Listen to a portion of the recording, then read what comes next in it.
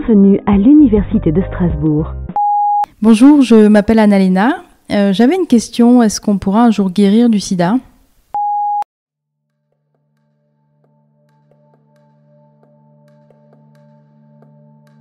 Merci de l'avoir posé, un podcast de l'Université de Strasbourg.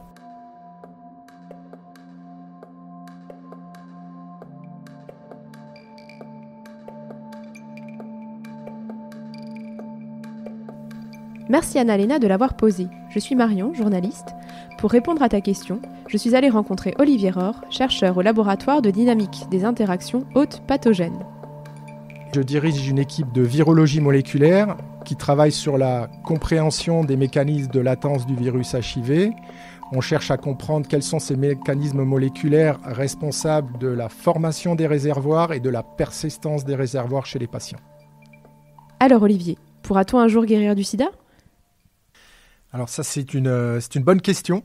Déjà, ce qu'on peut dire, c'est qu'actuellement, on peut le faire, mais dans des circonstances tout à fait particulières. Mais il y a de grandes équipes de recherche qui travaillent sur ce sujet pour arriver effectivement à guérir cette pathologie un jour.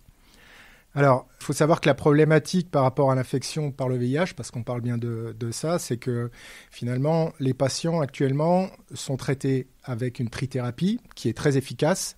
Par contre, elle ne permet pas de guérir ces patients parce que le virus va venir très rapidement au décours de l'infection se cacher dans ce qu'on appelle des réservoirs. Or, ces cellules réservoirs sont cachées dans les différents organes de notre organisme et ils ne sont pas du tout impactés par les stratégies thérapeutiques actuelles. On cherche à comprendre c'est comment ces virus vont venir créer ces réservoirs, comment l'expression de ces virus est contrôlée à l'intérieur de ces réservoirs qu'on appelle des réservoirs latents, pour ensuite trouver des stratégies thérapeutiques de réactivation qui vont permettre d'éliminer ces réservoirs grâce à la trithérapie. Pouvez-vous nous parler des études existantes ?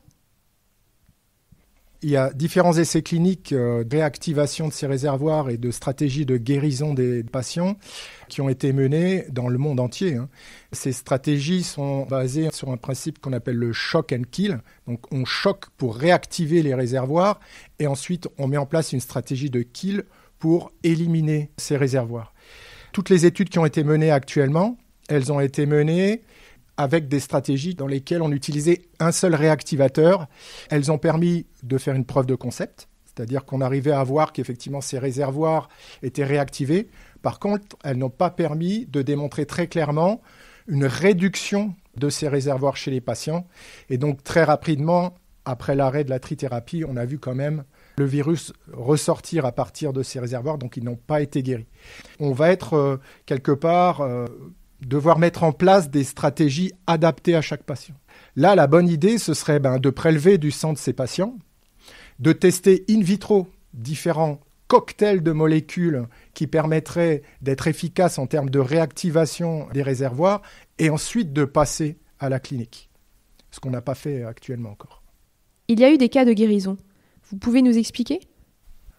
Qu'il y a eu quelques cas de guérison, on va dire, de l'infection par le VIH, donc des patients chez qui n'étaient plus sous traitement et qui, pour autant, n'avaient pas de charge virale circulante détectable. Le premier patient qui a été guéri, c'est Timothy Dalton, patient de Berlin. Et ce patient-là avait une particularité, si on peut dire ça, c'est qu'il était atteint d'une deuxième pathologie, qui était une leucémie.